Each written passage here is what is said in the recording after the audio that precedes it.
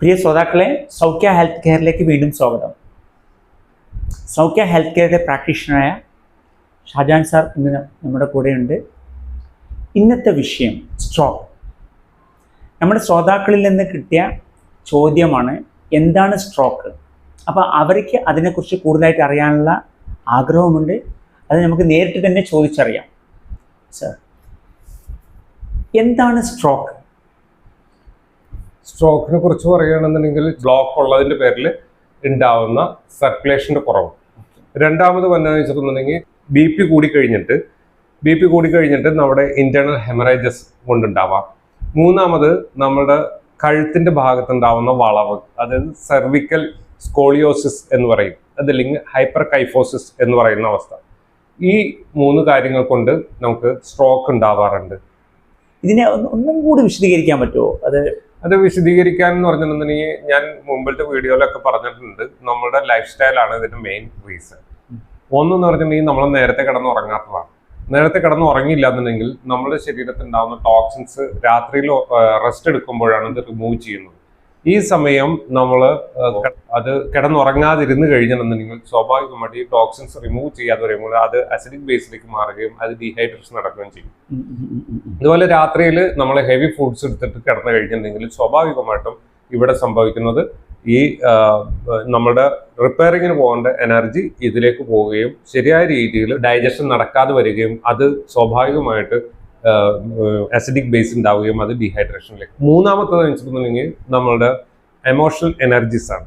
Negative ആയിട്ടുള്ള emotional energies നമ്മൾ വെച്ചിട്ടുണ്ടെങ്കിൽ സ്വാഭാവികമായിട്ടും ഇത് നമ്മുടെ ശരീരത്തിൽ കോർട്ടിസോണും അഡ്രിനാലിനും എക്സസ് ആയി വരികയും അത് ടോക്സിൻസ് ഉണ്ടാക്കുകയും ഇത് അസിഡിക് ബേസിലേക്ക് നീങ്ങുകയും ഡീഹൈഡ്രേഷൻ നടക്കുകയും ഈ നേരത്തെ പറഞ്ഞ പോലെ സ്കിന്ന്, മസിൽസ്, ബ്ലഡ്, ഇത് 3ലും ഡീഹൈഡ്രേഷൻ നടക്കും.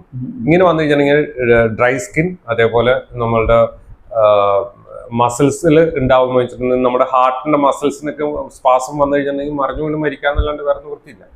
ഇതേപോലെ തന്നെയാണ് ബ്ലഡിൽ ഡീഹൈഡ്രേഷൻ നടന്നു കഴിഞ്ഞിട്ടുണ്ടെങ്കിൽ വെള്ളത്തിന്റെ അംശം കുറഞ്ഞു കഴിഞ്ഞിട്ടുണ്ടെങ്കിൽ മൂവ്മെന്റ് കുറയും. ഇത് പലതരത്തിലുള്ള പ്രശ്നങ്ങൾക്കും സ്ട്രോക്ക് ഉൾപ്പെടെയുള്ള കാര്യങ്ങൾക്ക് വരാനുള്ള സാധ്യത കൂടുതലാണ്. നമ്മുടെ ബോഡി എപ്പോഴും ആവശ്യപ്പെടുന്ന സമയത്തൊക്കെ വെള്ളം എത്തിക്കാന്നുള്ളതാണ്, to keep our body hydrated അല്ലേ? അതിനോടൊപ്പം തന്നെയാണ് നമ്മൾ ഈ ഉറക്കവും കാര്യങ്ങളൊക്കെ പ്രിവെൻഷൻ ബെറ്റർ ദാൻ ക്യൂർ എന്ന് പറയുന്ന ആ ഒരു ഇതിലേ പിന്നെ ഒരു ക്യൂറിങ് ടൈം ഉണ്ടോ? അല്ല അതിന് വല്ല മരുന്നുകളും ഇതിൽ മെഡിസിൻസ് നമ്മൾ വല്ലതും കഴിക്കേണ്ടത് സ്പെസിഫിക് ആയിട്ട് വല്ലതും കഴിക്കേണ്ടത് ആവശ്യമുണ്ടോ?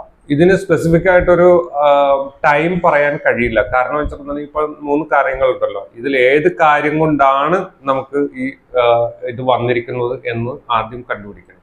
ചിലപ്പോൾ ഇന്റേണൽ ഹെമറേജസ് ആണ് നടന്നിരിക്കുന്നതെങ്കിൽ അത് ബുദ്ധിമുട്ടാണ്. കാരണം വെച്ചിട്ടുണ്ടെങ്കിൽ അവിടുന്ന് ബ്ലഡിന്റെ ക്ലോട്ടിങ് നടന്നിരിക്കുന്നത് എടുത്ത് കളയാനായിട്ട് സമയം പിടിക്കും.